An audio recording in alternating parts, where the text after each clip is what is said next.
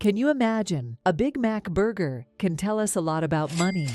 It might sound strange, but stick with me, because today we're diving into the world of the Big Mac purchasing power parity, PPP, and uncovering some fascinating insights about global currencies. And today, we will get to know how burgers can speak the language of currencies. You might have heard of the Big Mac Index before. It's not about counting how many burgers you can eat, but rather about understanding the value of money around the world. This index was cooked up back in 1986 by the magazine The Economist. And since then, it has become a fun and insightful way to compare different currencies. What is the Big Mac Index?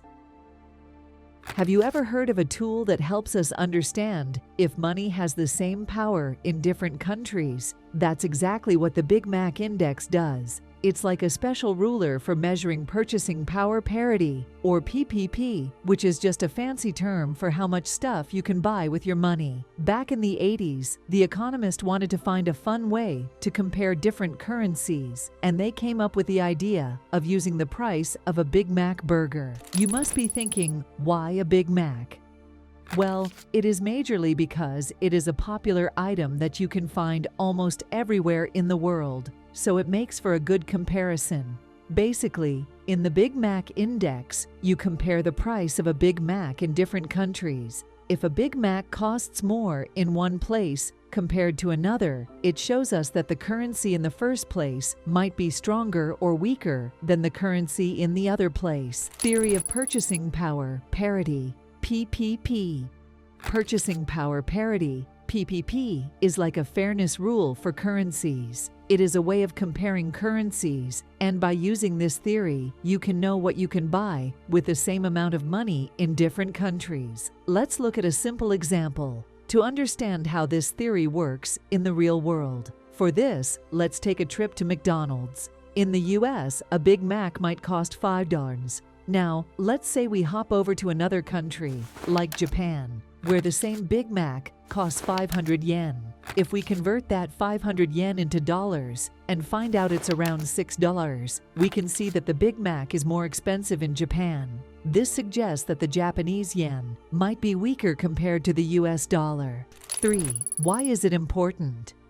For now, you all must be thinking that this is a very easy of comparing the prices of burgers, but it is not just limited to burgers. It's a powerful tool for understanding how currencies compare to each other. By tracking the prices of Big Macs around the world, we can see if currencies are overvalued or undervalued. This helps us understand exchange rate movements and how different currencies stack up against each other. For consumers, knowing about the Big Mac Index can help when traveling or shopping online from other countries. It gives us a sense of whether we're getting a good deal or not.